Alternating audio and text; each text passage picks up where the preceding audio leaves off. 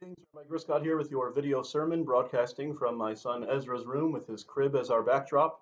And this is our sermon for the double parsha of this week, Behar, Bechukotai. And with this double parsha, we conclude the book of Leviticus, the book of Vayikra.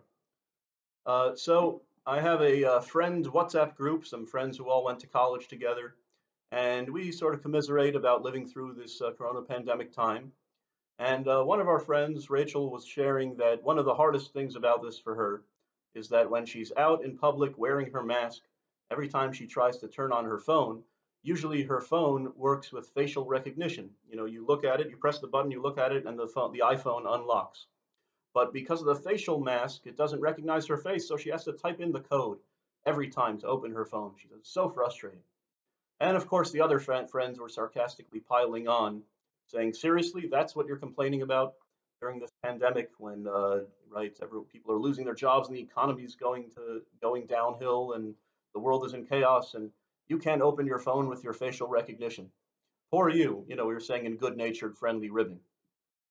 But having a number of years in pastoral counseling and as a hospital chaplain, I'm trained to realize that when someone sometimes complains about a little thing, they're not really just complaining about that. And this is what I said to the friends on the group. They're really, that one thing they're complaining about is just one little thing that's representative of all of the stresses that we're going through at this time. Now, with that in mind, this week's Parsha is an intense reading, the reading of the Tochacha, the series of curses. This is right, we need to read about that now. The series of curses that God says, I will bring upon you when you break my covenant, and I will exile you from your land, and I will destroy your temple. But even at the end of all of those ominous curses, God in his compassion ends on a good note, and he says, however, despite all this, I will never forget my covenant with you. I will be with you in the lands of your exile, and I will bring you back to the land of Israel. And poignantly, he says, V'zachartias brisi Yaakov, v'yafes brisi Yitzchak, v'yasef brisi Avraham eskor, v'ha'aretz eskor. I shall remember my covenant with Jacob, and also my covenant with Isaac, and also my covenant with Abraham will I remember, and I shall remember the land, meaning the land of Israel, and bring you back there. So God poetically mentions all three patriarchs, and in reverse order, to sort of highlight or heighten the sense of going all the way back in history. I'll remember my covenant with Jacob and his father Isaac and his father Abraham, all the way back to the beginning. It's really the same covenant that he sealed with all three forefathers, but that's also for poetic emphasis and for special indication of empathy, that I will remember my covenant with Jacob and with Isaac and with Abraham, to sort of repeat it in that way. Now, the Midrash picks up on a nuance of the wording here. There's an envelope structure. V'zacharti, he starts out saying, I shall remember my covenant with Jacob and with Isaac, and my covenant with Abraham I shall remember. So it starts out by saying, I shall remember, and it ends with saying, I shall remember. So it ends up being the words I shall remember are in conjunction with Jacob, and then in conjunction with Abraham. But it doesn't say with Isaac, and I shall remember. And the Midrash asks, why not? Now, poor Isaac, he's always sort of stuck in the middle. Abraham and Jacob are the prominent of the three patriarchs, and Isaac is sort of the middle generation. You could say, is that another case happening here? God says, I shall remember. The plain meaning is because his name is in the middle, it's an envelope poetic structure. We say remember in the beginning and the end. But the Midrash wants to find a homiletic reason for this. And the reason it gives is quite beautiful. It says, no, this actually indicates that Isaac is more special than the others two in one way. You have to remember something that you have forgotten about, that is not with you now. Oh, I remember that thing. It wasn't here, and now it's come back into my recall.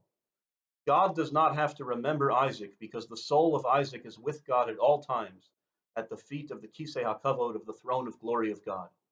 Now, why is Isaac, of all the forefathers, with God? I mean, all of them are in heaven, but the soul of Isaac is with God at the Kisei HaKavod, at the throne of God, because he has the status of a sacred sacrifice. Abraham brought him up onto Mount Moriah, and we read about this on the second day of Rosh Hashanah, one of the holiest days of the year. And of course, it was a fake out. God says, sacrifice your son, and then an angel comes down and says, no, it was just a test. I don't really want you to do it. But God counts it as if not only Abraham was willing to sacrifice his son, but Isaac was willing to sacrifice himself.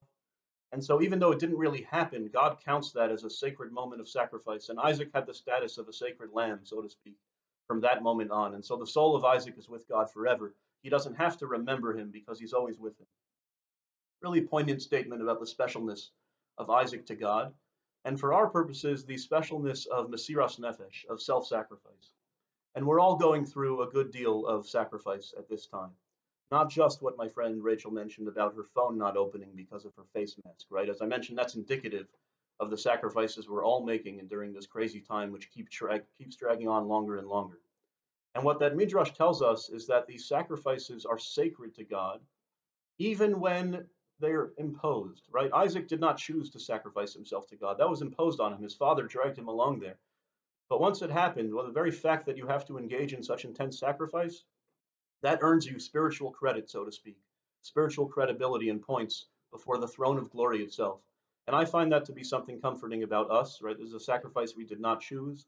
And yet, think of the spiritual credit we're earning before the throne of glory, and indeed that we deserve because of the Mesiras Nefesh, the sacrifice that everyone in all their different ways are going through in society at this time. And God, in his throne of glory, will never forget that. It'll always remain with him. Now, at the very end of the parsha, if we were in shul, which sadly we're not, there might be some shuls in Israel that are up and running again. But when you finish one of the 5 books of Moses, the Torah reader says, "These are the commandments, Elah mitzvot asher tziva Hashem es Moshe al bnei Yisrael b'Har Sinai." These are the commandments that the Lord commanded Moses to the children of Israel on Mount Sinai. And he ends dramatically, "B'Har Sinai," and everyone responds, "Chazak, chazak, v'nit chazek." Be strong, and may we be strengthened. That's when you say, when we complete a book, you say, yeah, attaboy, we completed another book. Be strong, may we all be strengthened. But interestingly, that statement, chazak v'nit chazek, actually has a source in scripture. So in Shmuel Bet, in the book of Samuel, King David sends his 2 generals, the commander of his army, Yoav, and Yoav's brother, Avishai, were the 2 generals of the Israelite army. And they were fighting on 2 fronts against the Ammonites and the Amorites at the same time. And Yoav, the commander of King David's army, says these words, Chazak v'nit chazek ba'ad amenu. Be strong and let us be strong. And what he was saying is because he was sending his brother, the general, to one front, and he was going to fight on another front. And he sent him off wishing him, you be strong on that front, and let us all be strong in our own fronts. Chazak v'nit chazek ba'ad amenu uva'ad arei Eloheinu. May we be strong for our nation and for the cities of our God. V'Hashem yaseh hatov be'einav. And as for God, he will do what is good in his eyes. Now, what I find beautiful about this is that they're saying we can't really control what our fate is going to be. We hope that God is with us, right? What we can control is that you be strong and I be strong and we all be strong. On behalf of what? On behalf of our land, our country, our cities, right? Our people, what the things that we're fighting for. And this beautiful pious statement of surrender of control. V'Hashem yaseh hatov be'einav.